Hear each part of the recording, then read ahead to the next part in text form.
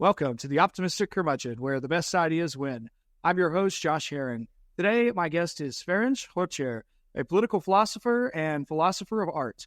He studied in Budapest, Oxford, and Brussels Leuven.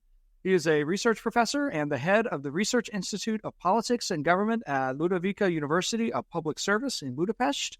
And earlier, he was the director of the Institute of Philosophy of the Hungarian Academy of Science.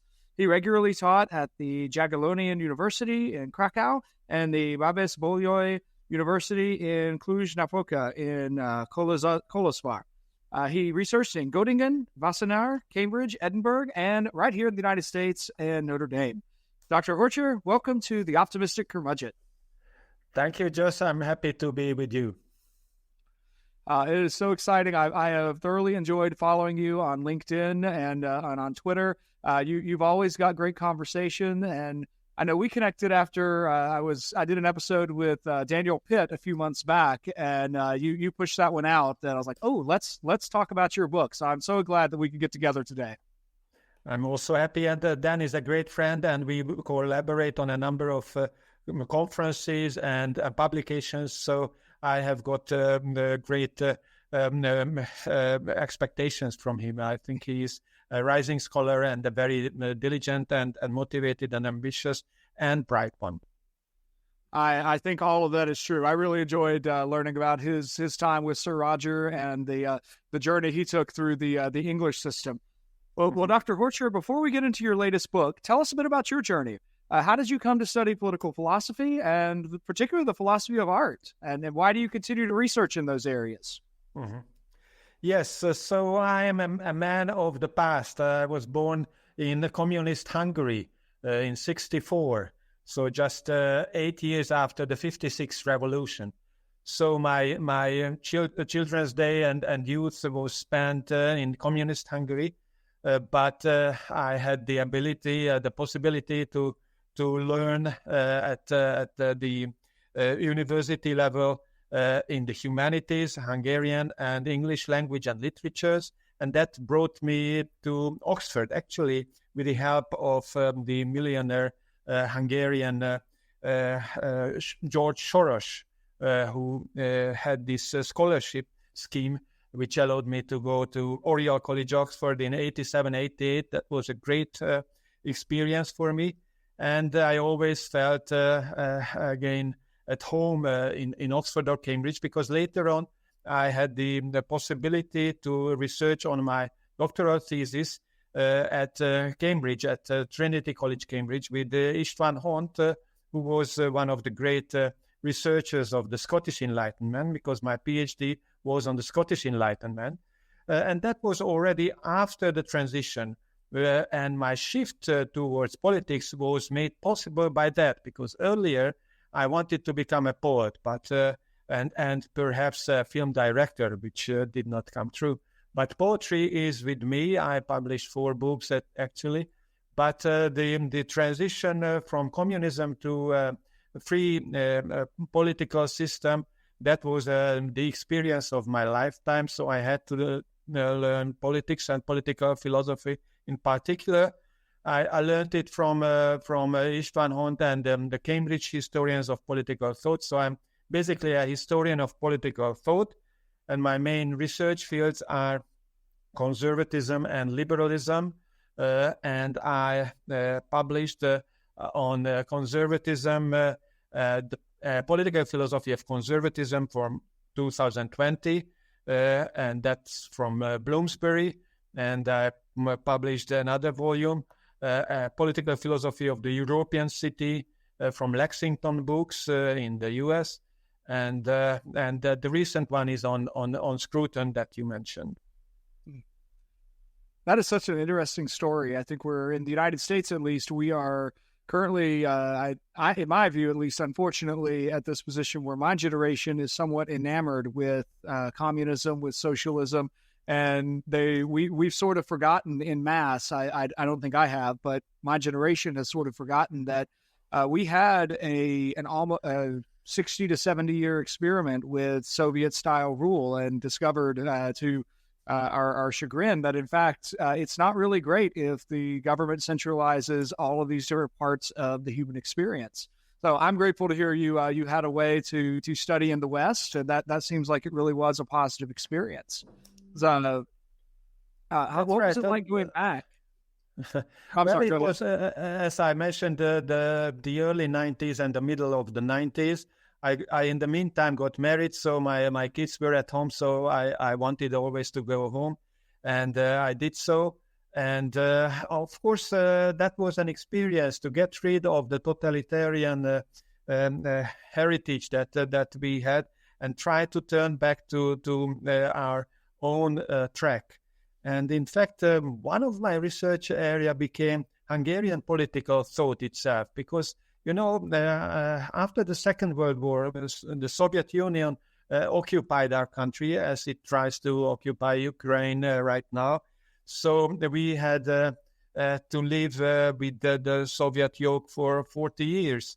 And that's why we have to learn our lessons of our past after we got rid of them. So one of my favorite topics is the 19th century Hungarian political thought. And in fact, in 2023, I edited a collected volume on Hungarian political thought in the 19th century, which was perhaps the golden age of Hungarian reform movements and a turn towards a very fruitful model, which was the Austro-Hungarian monarchy's dual monarchy model, which was established with the settlement of 1867, and that was a very flourishing and prosperous time of my country until the First World War. Mm. Well, you were not wrong then to call yourself a man of the past. I mean, in terms of studies and inclination, there's something just beautiful about that time period before modernism, before before a mass disenchantment of the West. Well, let's jump to your most recent book as of 2023.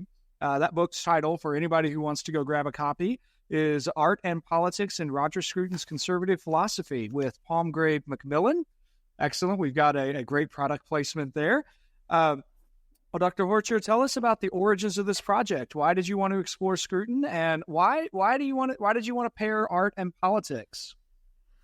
Well, my majors were in aesthetics and literature, so that was my original study. And in fact, Roger Scruton himself studied aesthetics for his graduate degree at Peterhouse, Cambridge.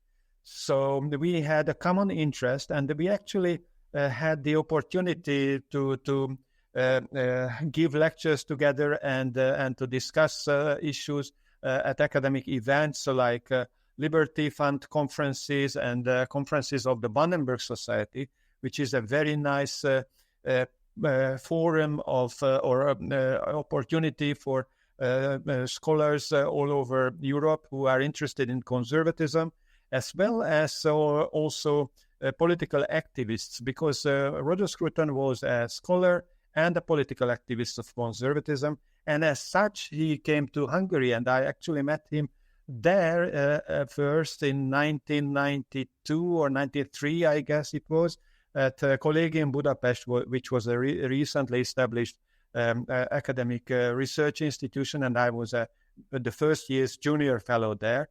And there came this bright man with the red hair and with very powerful thoughts criticizing communism, and that was quite rare even in those days among scholars coming from the West, because they were quite modest in those criticisms, and I could never understand why, because I think that totalitarian regimes, no matter whether they are from the left or the right, are ugly and inhuman, and therefore all criticisms are valid against them, including Marxism, Leninism, and Stalinism, the different forms of socialism that we experienced in that part of the world. So I had the opportunity to work and cooperate with Roger. And when he died in 2020, I made this promise to myself that I have to give a full account of his work, because he has got an over which consists of more than 50 books. So I think that it's very rare that someone could read that through. And therefore, I thought that a handbook, a reference book, would be nice. And of course, I had to do it urgently, because I thought that after his death, you have to present this over for the general reader. And therefore, I selected one aspect, one perspective on that over, and that was the connection between his work in aesthetics and his work in politics. I think that political judgment and aesthetic judgment are quite crucial for him. And actually, these two sorts of judgments have the same operational mechanism.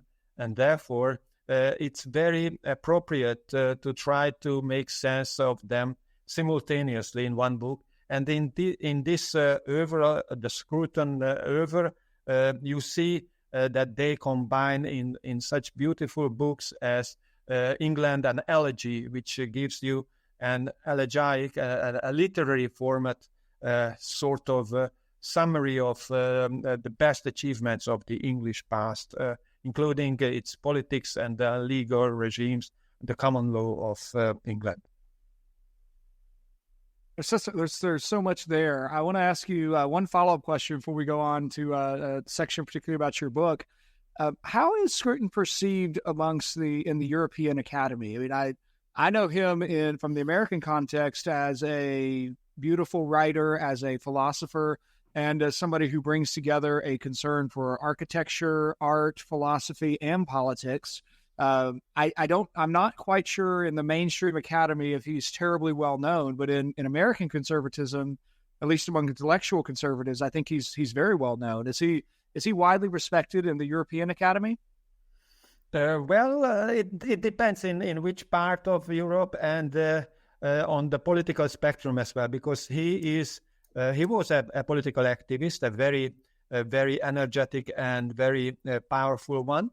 But therefore, he had a number of enemies, and those were using their stamps against him, and that way they could be excluded actually from British academic life, from Birkbeck College, where he taught in London. But he spent years to come over to Europe before the regime change, before 1990, in the late 70s, early and mid 80s. And therefore, he had a lot of friends all over Central and Eastern Europe, and most importantly in Prague, the Czechs. He learned Czech, actually, which is quite an achievement, I think, from an English academic. And he also taught in Krakow and other Polish cities. And he came over to Budapest, as I mentioned. So in Central Europe, he was well known, also among liberals, which was quite interesting, because in Hungary, for example, the anti-communist underground was, one can say, to a large extent from a liberal background and political choice. And that means that he had a wide range of friends all over the political spectrum. And that's something which is by now, I think, universally true, that among conservatives who are interested in the old-fashioned English, British way of conservatism, as opposed to neocons or post-liberals or whatever, just old-fashioned British conservatism, a la Burke or Disraeli, that sort of stuff. They all know his name, because beside Michael Oakeshott, he was the best-known British conservative authors of the 20th century, and that's true about the 21st as well. Fantastic. That's a beautiful statement. I love Oakeshott. I've not read nearly enough of Oakeshott, but what little bit I've read of him, I just find so fascinating. Take us back to the year 1968. Why was 1968 such an important turning point year for Roger Scruton? Well, Roger spent that year in Paris. He had already his first degree, and he got married very young, and they lived in Paris. And there he experienced the violence on the streets of Paris, which was caused by the student rebels. And that's when he decided that he tries to work on what is the motive behind that and what can we do to exclude that possibility from our own lives. And that's why he turned towards conservatism. He read his book and tried to get a full handle on it. But even more interestingly, he studied the law in the Inns Court, not at a university, but at the Inns Court after his degrees. So in a way, he decided to learn the traditional common law assumptions, which are the founding stones of both English conservatism and the British political system.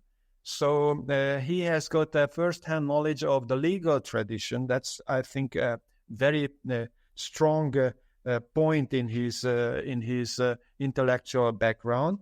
And as a result of his disillusionment with the 68 generation, he decided to publish books on conservatism. And he started with the meaning of conservatism in 1980, which made quite a fuss. I gave a talk recently in the House of Lords about his exchange with Margaret Thatcher, Lady Thatcher, who was the prime minister in those days. And the publisher, he asked the publisher to send a copy to Lady Thatcher, and she got it. And she responded in a message to Roger that she appreciated the work and that she was sure that he will make quite a fuss in the academic circles.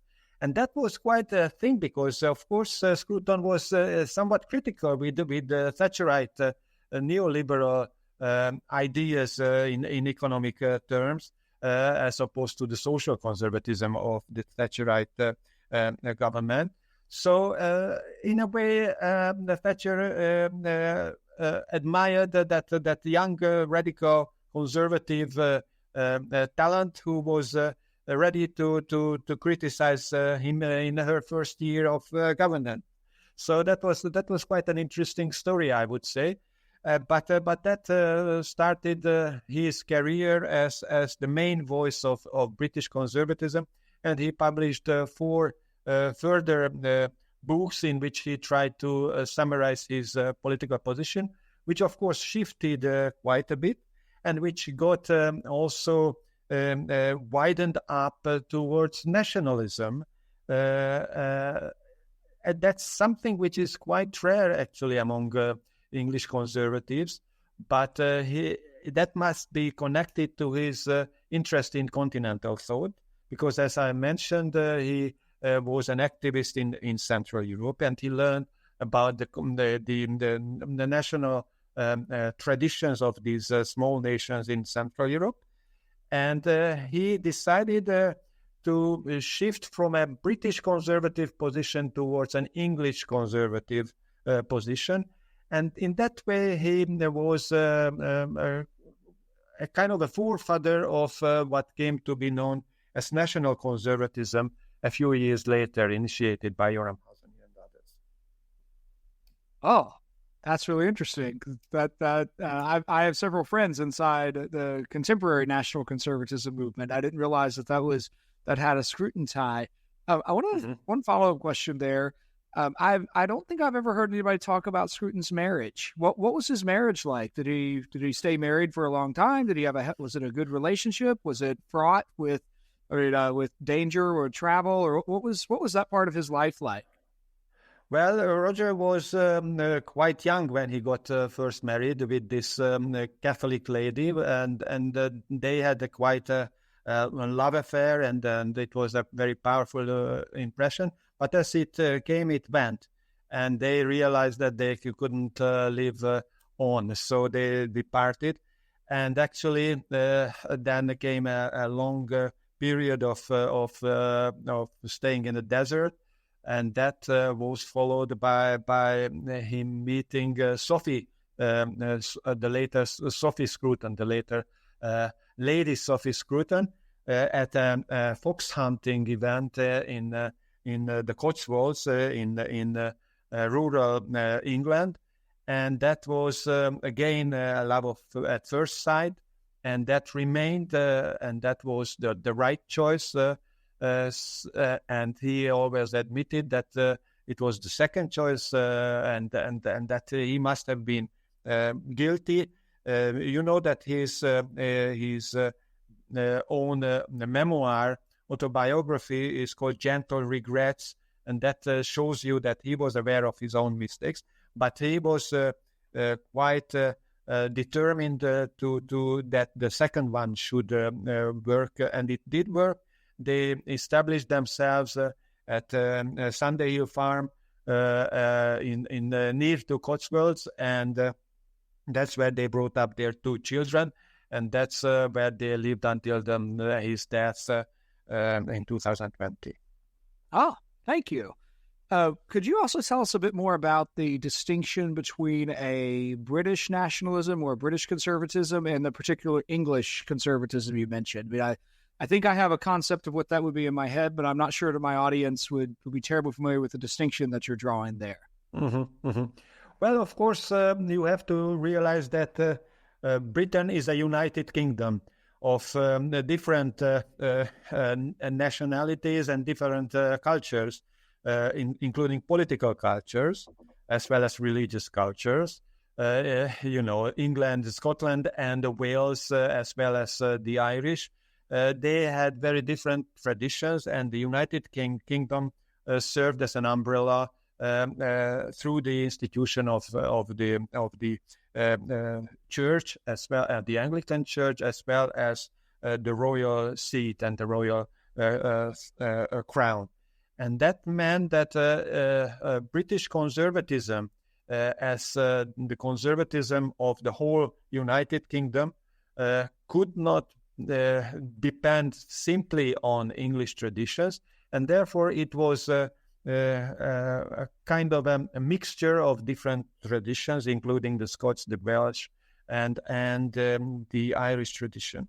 And then at the end of his life, or the last 20 years, let's put it this way, he realized that the conflicts that came up with the rising Scottish nationalism would lead to the different national traditions revival.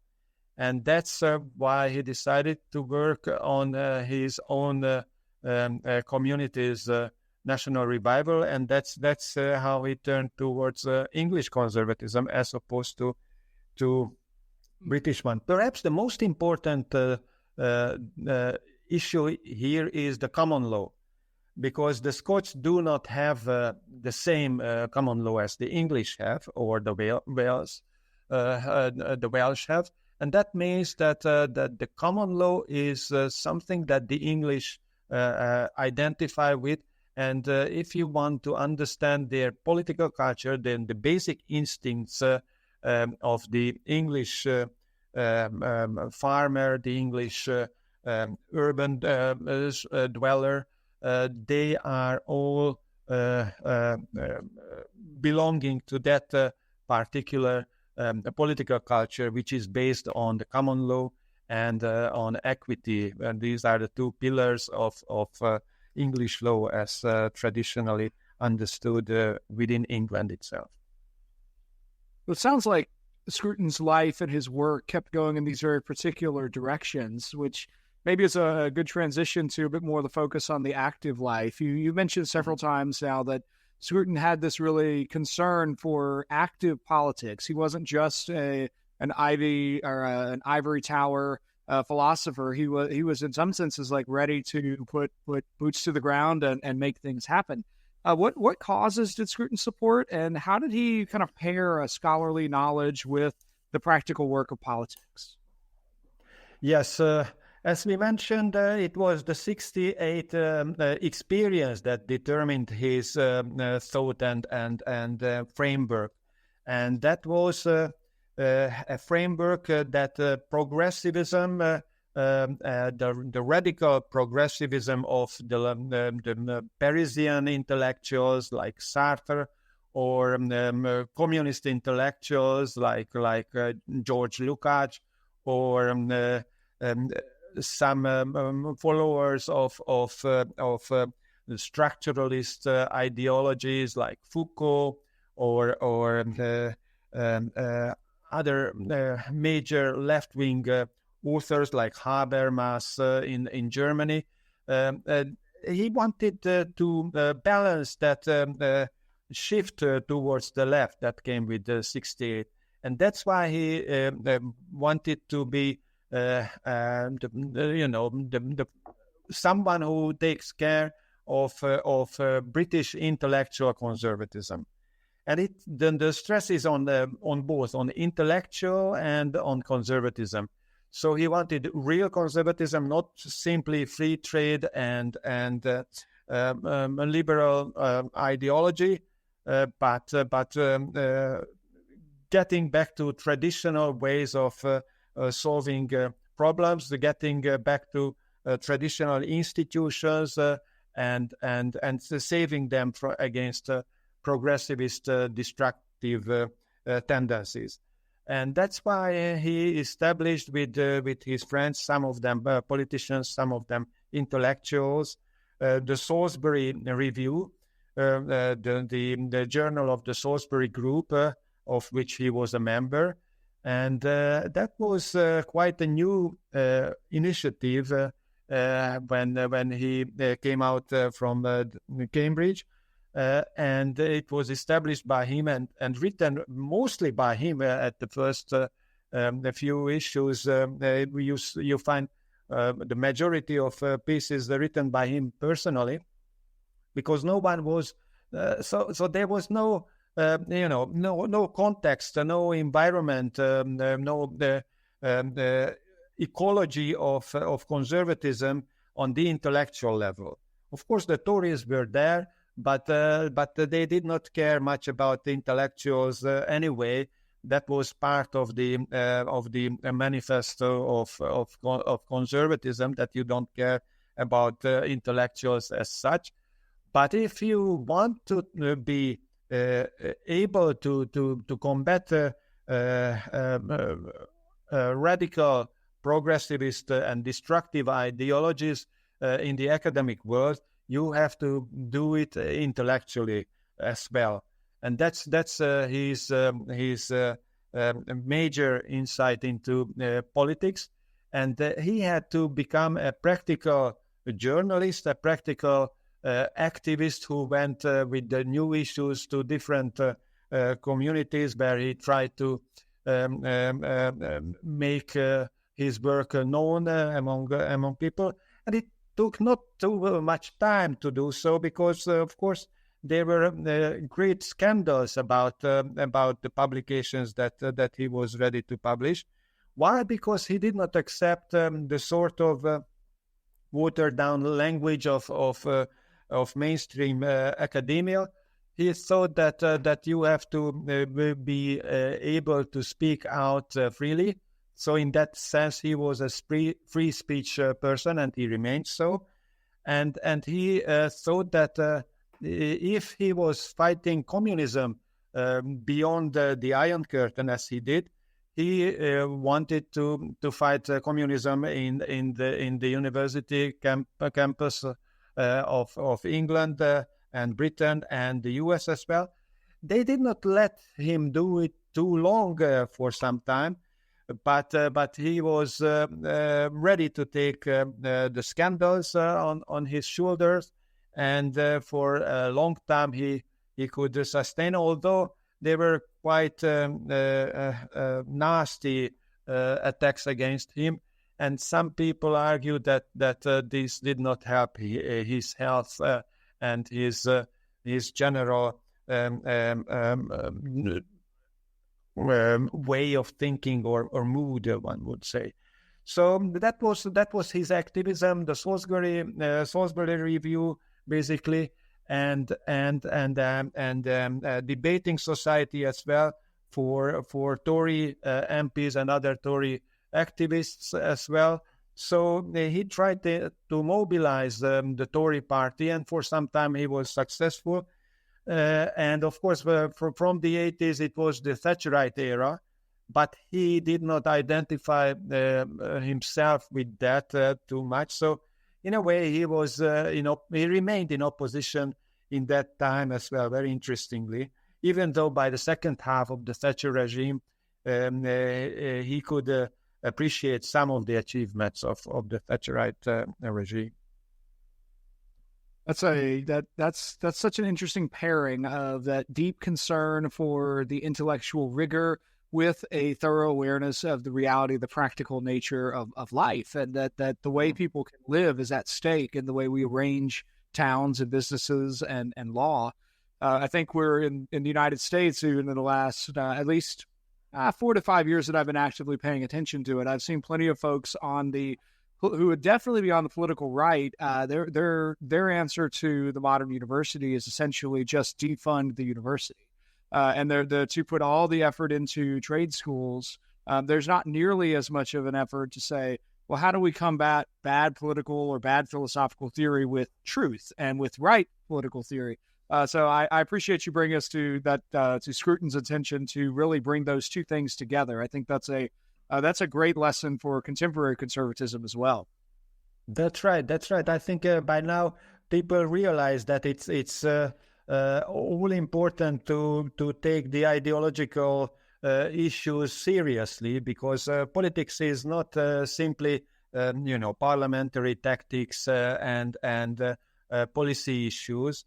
It's also a question of how to frame your politics, how to narrate your politics, and how to let people identify with what you have as a message. He did not become ideologist. There were some who were critical among the British intellectuals, like Kenneth Minogue or some other people at the LSE, right, as they call it, after the London School of Economics, where they taught at the politics department. They claimed that Roger was becoming something like an ideologue of the right, a conservative ideologist. But I don't think that's the case. No, he wanted real philosophy injected into conservatism, because conservatism does not have an authority among academics. And I think by now people realize, at least, that there is a tendency among youngsters all over the world that conservatism has only a future if it is academically as well refined and cultivated. So I think that in that respect, Roger's example is taken seriously, and I myself also had the possibility, the chance to research on these fields. Of course, in my country, that was not such an exceptional case, because, as you know by now, already the fifth term, a right-wing coalition is governing the country. But basically, I think that even in that context, intellectuals on the right need to do their own research, and if necessary, even to criticize politics, practical politics. So in that sense, we have got a responsibility as working at the academia, at the higher institutions of education, and that means that we have to take our role as partners to the public debate. And there is a need for a public debate. There is a need to avoid the monotonous propaganda on all levels, including media, academia, and the public sphere. So that's why I am ready to pronounce my own criticism concerning conservatism here or anywhere else, because I think that's one of the responsibilities of right-wing intellectuals, and I learned that from Roger Scruton. Love that. As you were describing that, it reminded me of a line. I'm pretty sure I get this from Russell Kirk. He talked about an ideology as one part of really like one part of the whole that has just grown monstrous. And that I remember Scruton wrote about that in one of his later books on conservatism, where he takes 10 different ideologies and he shows the truth at the heart of it, but then how when that truth becomes swollen to the exclusion of all others, it really becomes this totalizing lens that is the only way by which you see reality. And I think conservatism, my students often want to conflate conservatism with just all the other isms. Well, it must be an ideology because it ends in ism. And I always try to explain that to my students as, no, conservatism is a way of looking at the way people have organically lived. And it's not proclaiming an ideology. It is itself the position by which you can see the whole and evaluate all the different parts and weigh them against each other. But it's not itself claiming to be the totality. That's true. And in that respect, again, I could refer to his book on England and Elegy, where he tries to actually go back to the basics of English life, including the countryside, including urban institutions, including the legal framework and the cultural life of the country. So you have to be able to get first-hand knowledge of the institutional framework that you are part of. As a citizen of your country, that's your responsibility. And the other book that I would like to refer to is his book on human nature, which is a very short book, but a very fundamental one. Why? Because in that one, he tries to explain how actually we human beings relate to each other, how we form communities, how we are actually formed by our communities before we are getting aware of our own selves as individual agents. So in a very important sense, Scruton is able to give a philosophical anthropology, an account of human nature, without which we will not be able to see how politics actually work. Because, of course, there are nice ideas that are put forward by different ideologies, like justice, as the liberals would like to see, or liberty, again, from the liberals, or equality, as the socialists would like to see.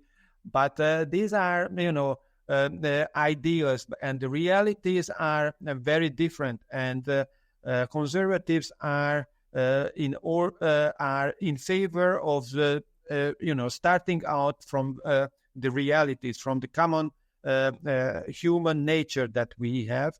And that's where there is the difference between the ideologies that want to transform reality. The conservatives are more modest and try to defend what already exists, but try to see why they work the way that they work in order to operate them properly. Well, that's probably a good place to transition over, maybe away from Sir Roger's activism and his political philosophy towards the other kind of major part that your book deals with. Is you examine him in terms of politics, but also in terms of art. So I wonder if you could help us know a little bit more about both why you think it's important for us to look at Sir Roger as a philosopher of art, but then also how would you describe his aesthetic? What did he believe about beauty, and why do we as human beings need to pay attention to ideas about beauty? It's important to see his philosophy of art, because he was a philosopher of art. And if we want to learn what he was really interested in, we have to turn towards his books on art. And you mentioned already his book on beauty, which is a small book, an introduction to beauty, because, of course, modern art was quite critical about beauty. Why? Because there was the assumption that with popular culture and with the new mass movements and mass culture of the 20th century, you think about jazz, you think about the modern films, the motion pictures. One had the feeling that the old-fashioned ideas of beauty, harmony, and proportion should not be, really important. In fact, they looked like out of date and perhaps even false notions. And therefore, modernist critics and modernist theorists of art, like the people, the architects who got together in the German movement of the Bauhaus, or Walter Gropius or van der Rohe, who was one of the first who initiated the skyscrapers in the US. All of them thought that in fact beauty is out of fashion, out of date, and for example, architecture should look at function as the most important value of it. And it's not the question whether a building is looking beautiful that matters. What matters is how it functions. And this distinction became a very poisonous one, because what it resulted in is ugly cities, ugly streets in our cities, ugly squares, and ugly fronts of the buildings. And Scruton was quite aware, coming from one of the smaller towns in the close to London, actually, where he lived as a youngster, and where the modernists distracted the old buildings and tried to build the new housing estates and things like that, and modern housing became only functional and did disregard the aesthetic qualities. He realized that, in fact, the major problems of the youth of his age, like the 68 generation, was coming from that environment. In fact, if you live among ugly buildings, then your thoughts become disproportionate as well, and out of place and out of order. And that's the connection between aesthetic values and aesthetic judgments and our communal experiences and our political affiliations. So when Scruton went towards architecture, he tried to reinvent or rediscover, rather, the traditional values within architecture. First, he published a book with the title The Aesthetics of Architecture, which was not yet the perfect angle on architecture. But then he realized that, in fact, against modernist, internationalist architectural styles like neo-brutalism and other movements of the age, the vernacular is the key, the crucial value in architectural theory. Why? Because it works the same way as traditional institutions and values work in politics. They belong to our community, and we discover ourselves in those frameworks. And that's why he came to argue that in architecture, the vernacular, the local style is the crucial. You should not build buildings which could be built wherever you wanted. You should only build buildings that are fitting into their environment, that are proportionate to that environment, and that uses the raw material that can be found in that local environment. So that's his basic idea, that architecture has, in fact, very important consequences in our communal life, because we all see them. We live among those walls in all our lives, and therefore it's crucial what we build. And if we want to have an orderly society, we need to have a street front which has the same orderly and friendly face. Because he thought that, in fact, houses have their faces as well, not only human beings and major animal kinds have faces, but also houses have their faces. And we actually confront a house by looking into that face. And in modern buildings, sometimes we cannot even find that face, because that's was thought against out of fashion. So that's his architecture. And the other major art form which we might discuss was his love and interest in music. Would you like to talk about that? Yes, so I do want to make one quick comment about architecture before we move to music. And I think in one of our email exchanges, I think you mentioned that Sir Roger also wrote operas, which I did not know, and I would love to know more about that in just a second. But I think I am fascinated by Scruton's argument about faces and architectural communication. I read his, I think it was the 2010 Gifford lecture collection, the fate. It's either the face of God or it's the face of the world. He's got books. Soul of the World. Titles. The Soul of the World, that's right. And but that argument has stuck with me, because every time I'm in a big city that has towering skyscrapers, most recently that was New York and downtown or Midtown Manhattan. And I was just struck by the way the buildings around me encouraged an isolation.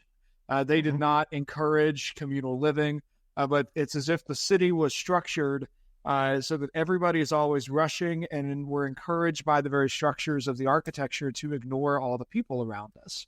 And that's so different than just a couple days later, I had the chance to go down to Alabama for my grandmother's 90th birthday party.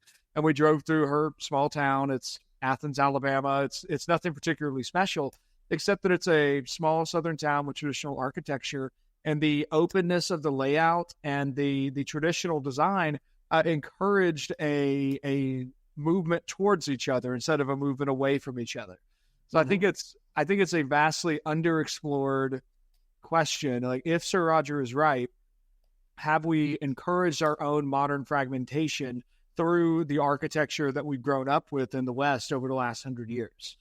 So I find his views on art absolutely fascinating, and he's so much more complex than just focusing on pictorial art, though he's also amazing at reading the details into art and the themes across visual art history.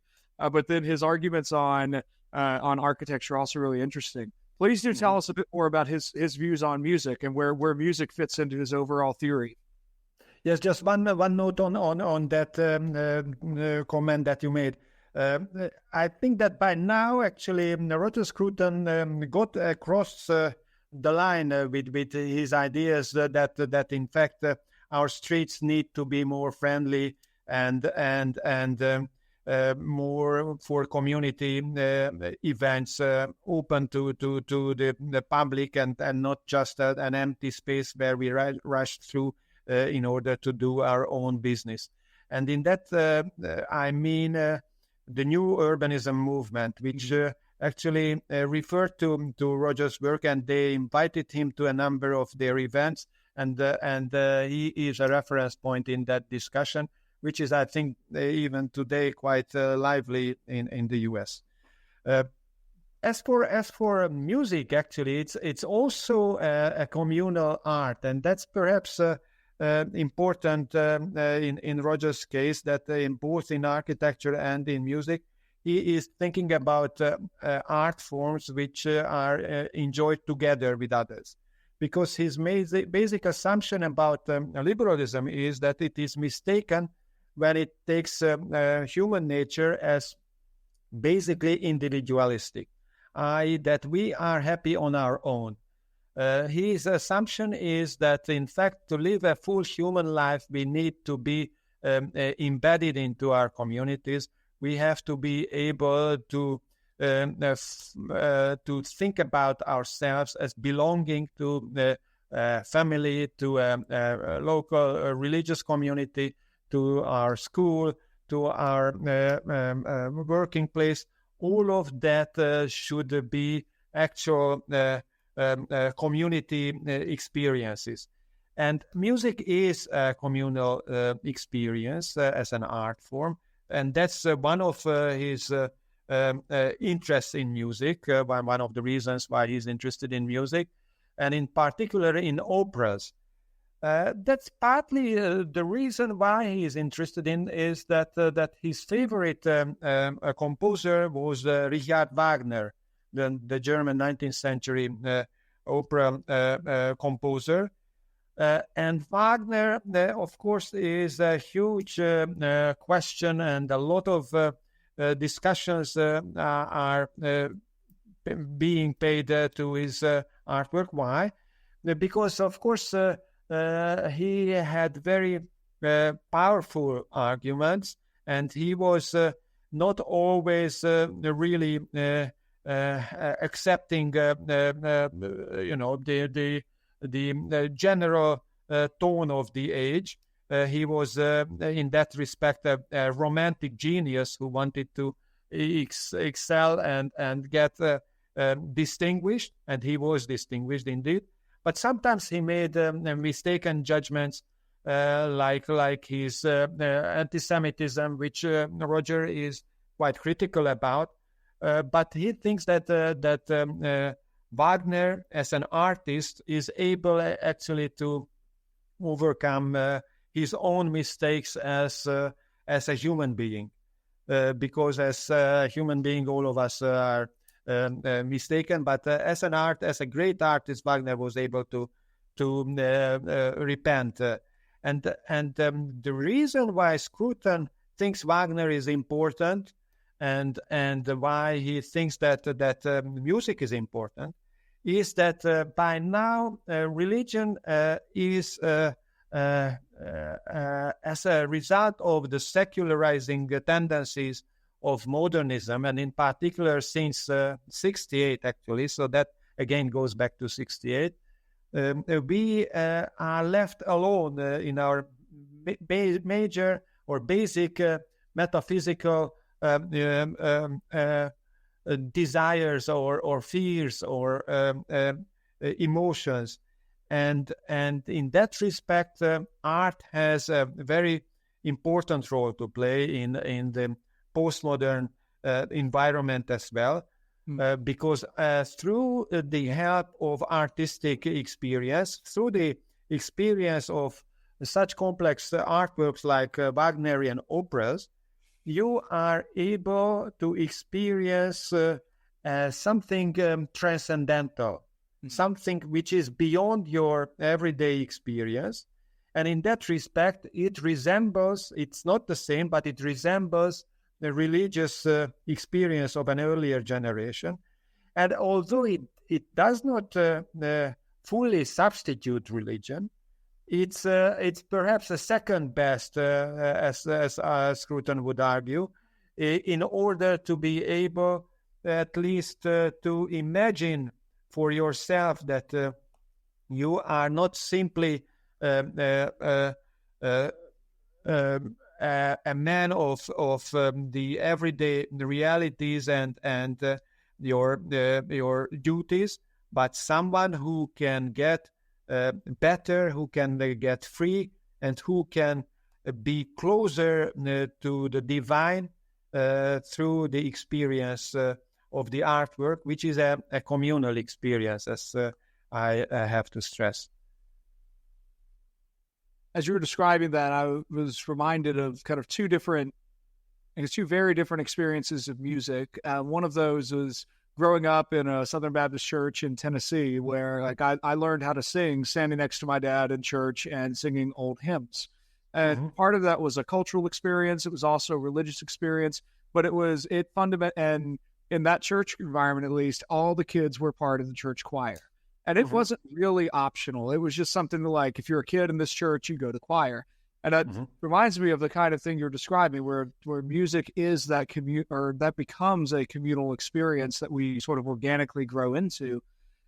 But I find such an interesting contrast with my students, who sometimes my high school students, there were days I felt like I was at war with them over their AirPods. And they would much rather isolate themselves into their own individual streams of music. And it was so destructive of that communal experience. So I think that's very interesting that Sir Roger was really wanting to see music as something that brought us all together, even in a post-religious age. And it might not be the greatest good, but it could be a very important secondary good. That's a fascinating view of the power of music. Yes, it's very interesting. He describes his own experiences as a university professor in the U.S. when he tried to teach music. Of course, he approached it through rock music and pop music, and he tried to show that even within that realm, you can distinguish between what is good and what is bad, and through that distinction, you can step by step approach more important works, and you can also teach yourself to listen to them. Because I think that the students that you describe, or the youngsters that you described just now, they do not have an experience that you yourself had in the church, and therefore they need somehow some help to get out from the isolation that partly is a technological issue, and partly a consequence of COVID and other social control mechanisms. But basically, I think that what Scruton tried to show, that music is enjoyable, first of all. Why? Because we are sensually experiencing something that make us happy, that will make our life look more humane and more open to the beauties of our life. And in that way, although Wagner is a tragic author, so it's very interesting to see that he was not arguing, for this the nice melodies and easy solutions. In fact, what he proposed was that we discover our own favorites in the history of music, and try to discuss it with our friends, and in that way to work together and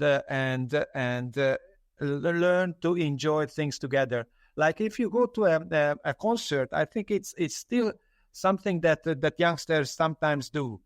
And although I learned that by now you can do it also digitally, so you don't have to be there in person. But basically, I think that the difference is this. As Scruton explains very eloquently, presence is the crucial moment in art, in the experience of art. If you want to hear something, you have to be there. If you want to see an artwork like a statue or a picture or a building, you have to touch it, you have to be there and sensually experience it. And all of that depends on personal presence.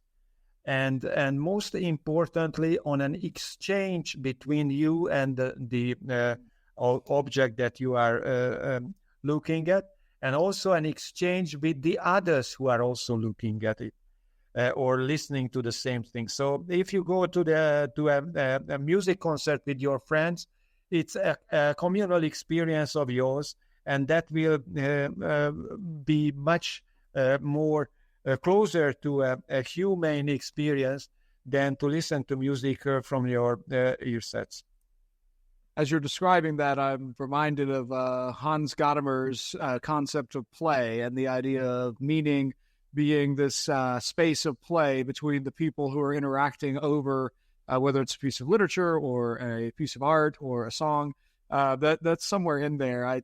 My graduate school required me to take one class in fine arts, and we focused almost exclusively on aesthetics. And the professor required all of us to watch all of the many, I think it was 16 hours total of Wagner's Ring Cycle. And it was, I don't know, I don't know that I'm intelligent enough to understand it, but oh man, we did. I'm not sure if it was a moment of transcendence or just a moment of camaraderie. We all believed we deserved T-shirts for having survived the Ring Cycle at the end of that class. No, that's right. But it's I think the right way to confront your students. And of course, Scruton was sometimes friendly, but sometimes also quite ironic and even cynical with some of the students.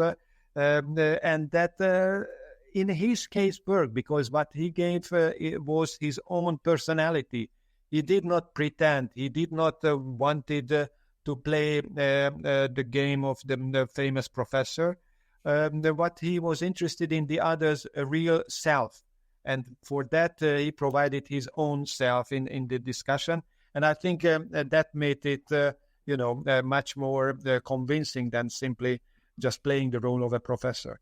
But talking about the play and the connection between communal activity and the artistic forms, I think we should discuss two of his books, which are much more interesting for a wider public than perhaps his books on Wagner, which is more for the more refined taste of the music lovers.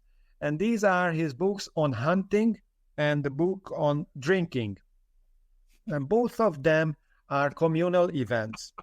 Both of them are events which depend on the traditional ways of doing it together.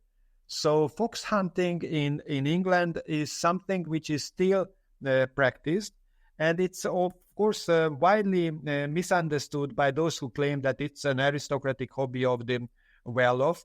No, it's the job of the countryside people, because they want to keep the fox population under regulation, and that's something that is practically necessary.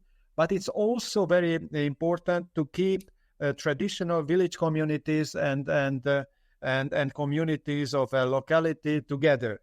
So and also the enjoyment of doing it together, and the aesthetic qualities of doing it. We can remember paintings of fox hunting where we see that it's a real joy for the eyes and the ears as well, because you hear all those interesting noises of the hounds and also the shouts of the people and all that. I think it's really a full-scale human experience. And in his book on hunting, he describes all that. And the other one is on drinking. He liked good wine. As I mentioned, he lived in France as well. But he also came to Hungary, where we also have very good wines, by the way. And he appreciated that as well. The book itself tries to teach people how to drink wine without getting drunk. Because, of course, this is, again, a cultural practice. And in all cultural practices, proportion, the right way of doing it, the appropriate way to doing it is crucial. So in that sense, in his book on drinking, he provides us a cultural history as well as a practical guide of how to taste and how to enjoy good wine with moderation and with a good taste for the best. Well, to our live stream audience and our future viewers and listeners, there you have it. Fox hunting and drinking as excellent aesthetic communal activities from the late, great Roger Scruton. Dr. Horcher, as we're wrapping up for today, let me ask you about one other part of the communal life that it seems to me, from what I have read from Sir Roger, seemed very important to him. And I wonder if you could shed some light from your studies on where did he end by the end of his days? Where was Sir Roger on the question of religion?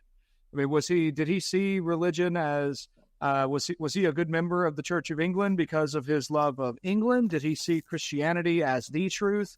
Was religion something that depended on your national tradition? Was he somewhere else entirely? Where was he on the question of God and man's relationship to God?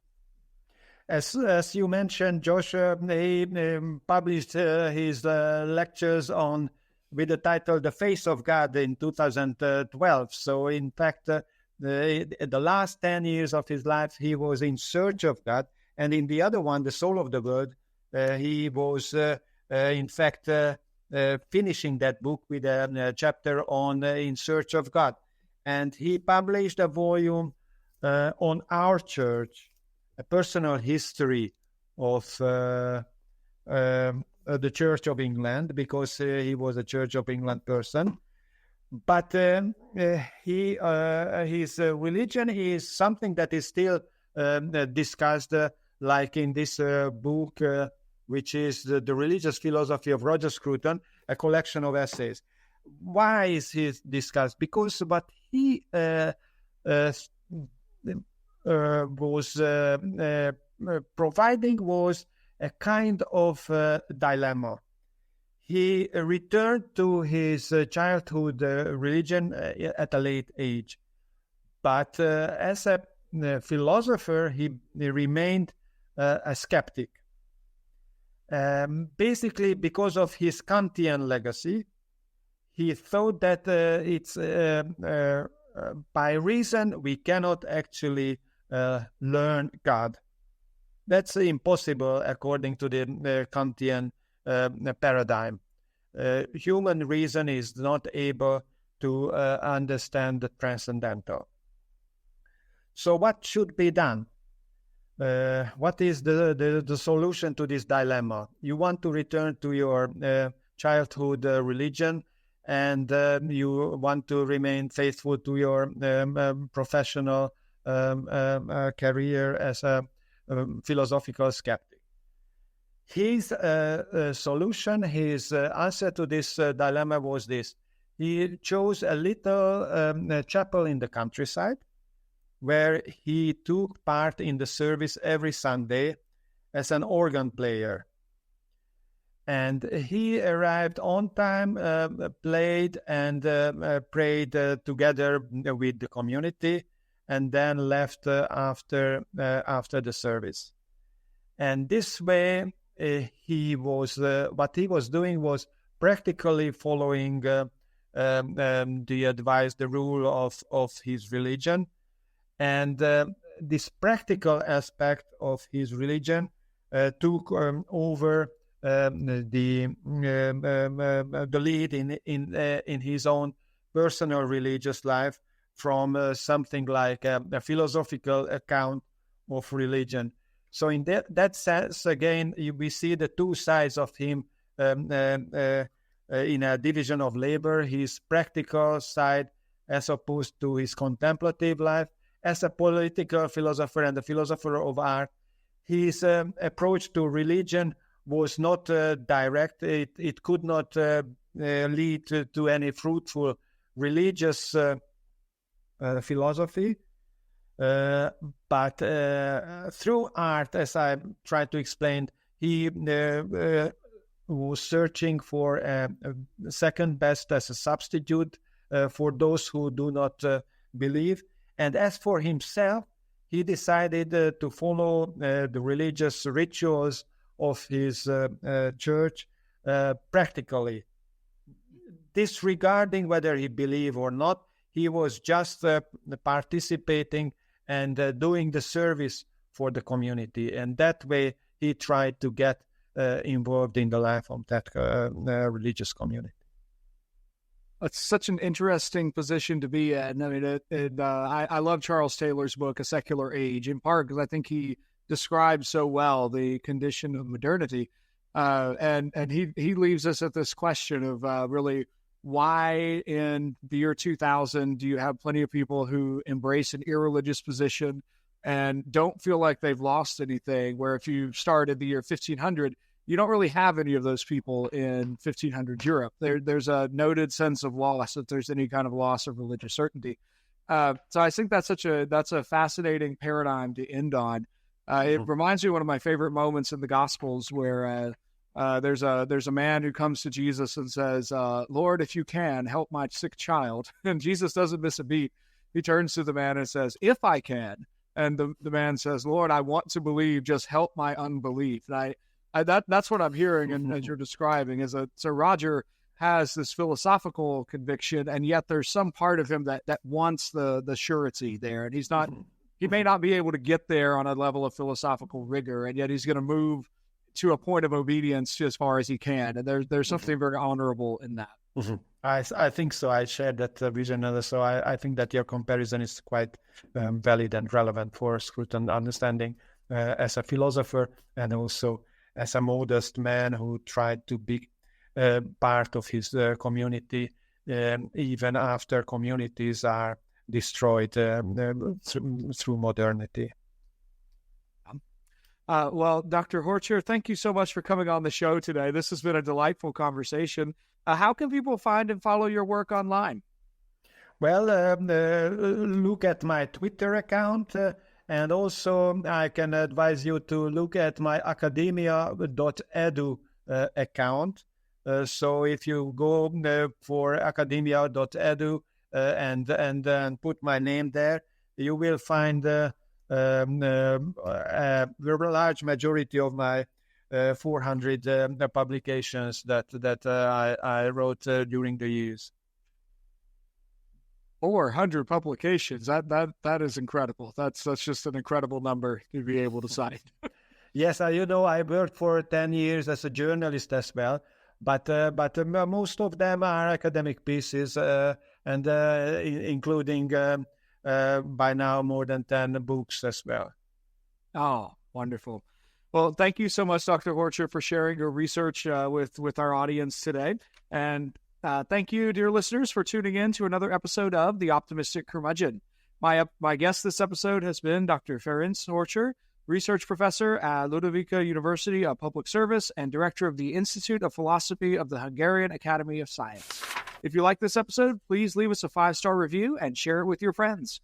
Until next time, seek the good, discover the true, and love the beautiful.